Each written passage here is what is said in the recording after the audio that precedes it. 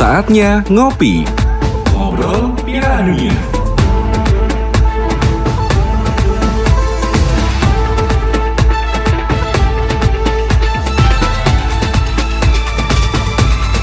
Ngobrol Piala Dunia.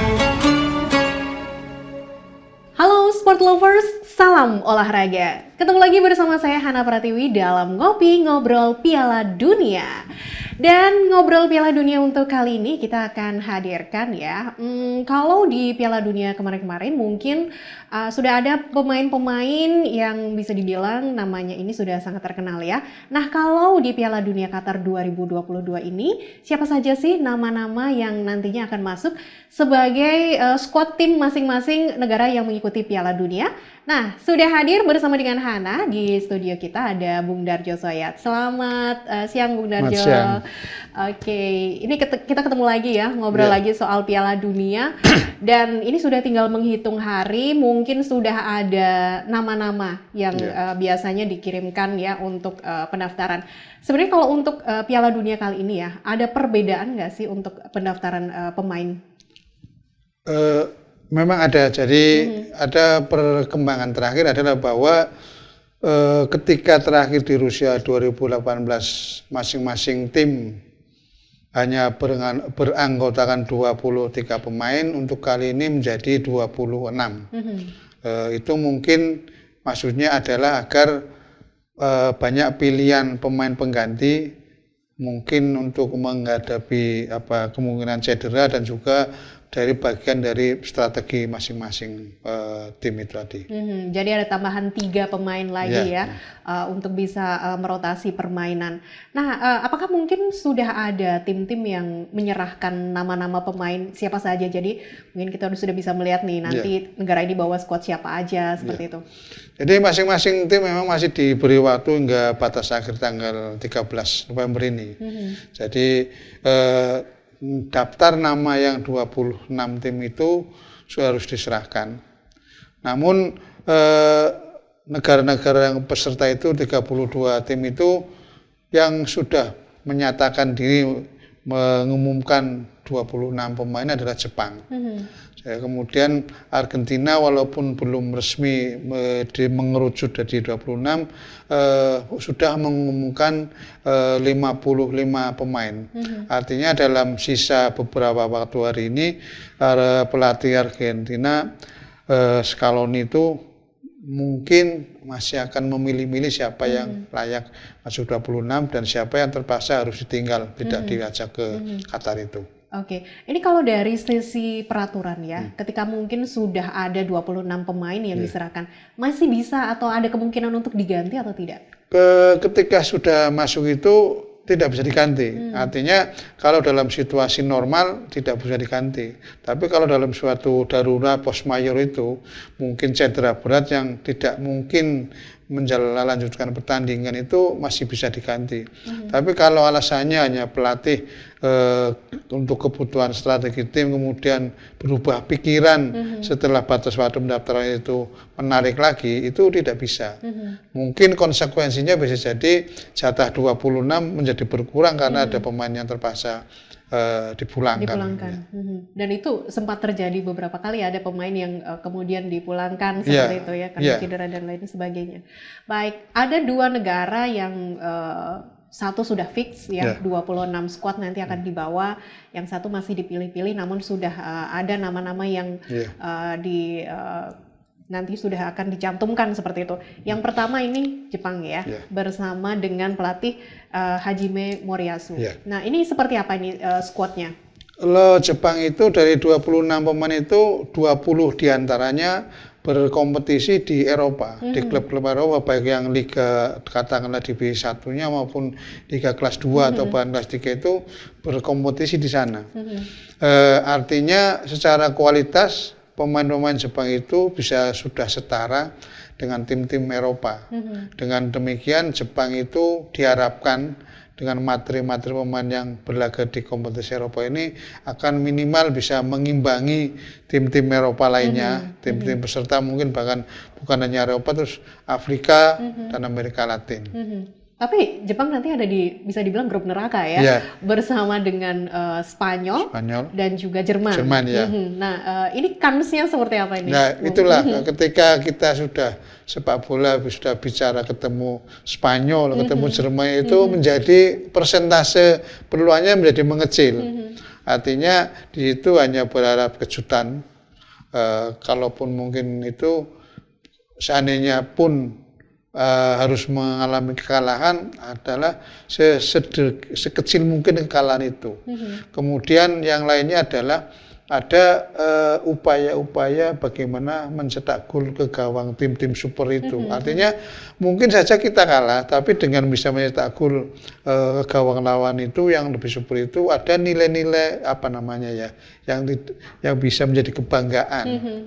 Tapi terkadang bisa mengejutkan juga ya. Baik, nah ini kalau dari sisi kepelatihan sendiri ya, Hajime Moriyasu ini seperti apa sih tipenya? Apakah tipe yang menyerang atau cenderung bertahan seperti itu bersama dengan tim Jepang? Otomatis tim-tim selevel Asia di Jepang seperti itu dia akan berusaha lebih banyak bertahan karena ada risiko-risiko ketika tim itu menyerang, maka keseimbangan lini belakang biasanya berkurang dan itu akan menjadi peluang lawan untuk serangan balik dan mencetak gol lebih banyak.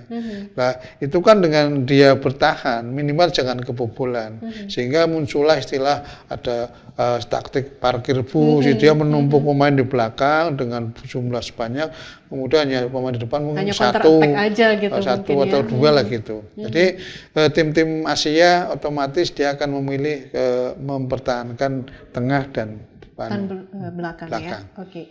Jepang itu sempat ada nama seperti Nakata ya, yang dulu sempat di Liga Italia cukup luar biasa. Kemudian saat ini mungkin hanya Endo ya yang bisa dibilang striker yang ini seperti apa ini dengan komposisi pemain yang sudah fix 26.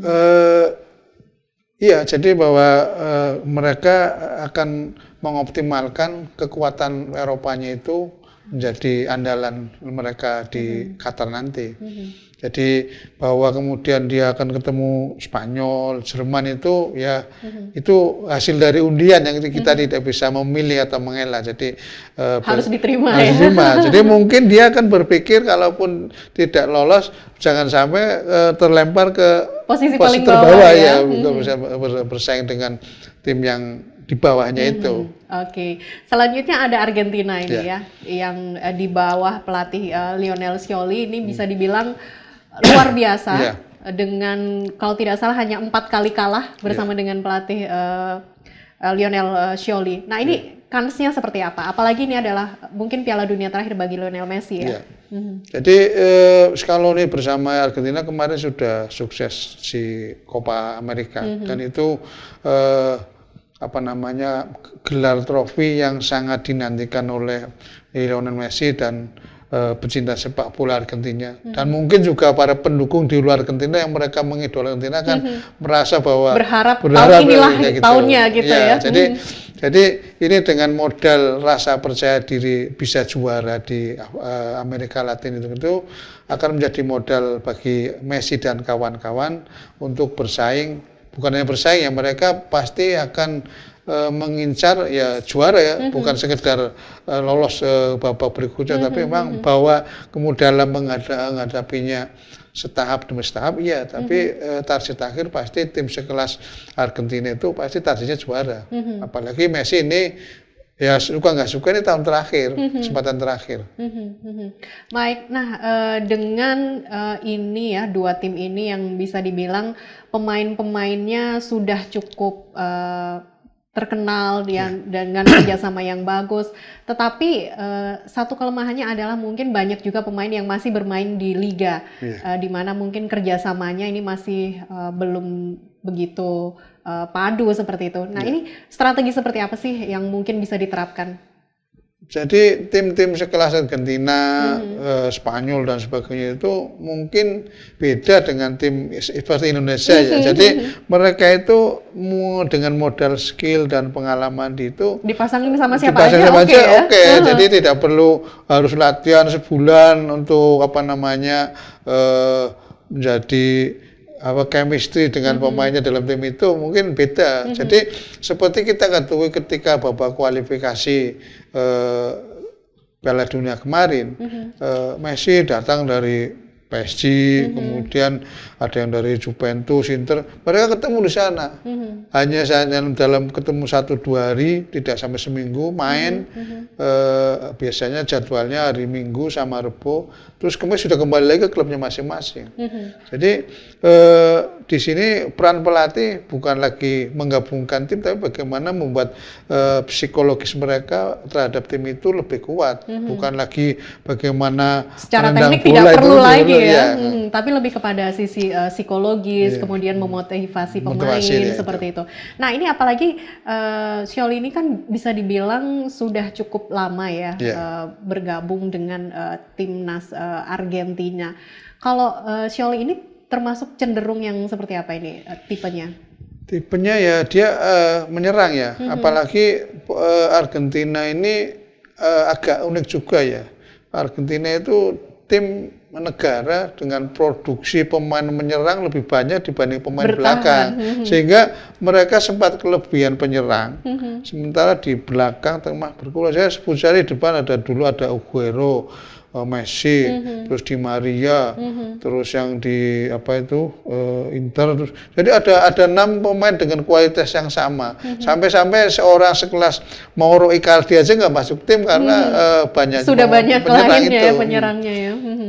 Baik, jadi ini mungkin akan sangat menarik ya ketika tim-tim dari Amerika Latin ini kelebihan penyerang, tim-tim dari Asia banyak yang bertahan dan mereka nanti ini akan bertemu, itulah yang menjadikan Piala Dunia 2022 ini nanti akan seru seperti itu ya.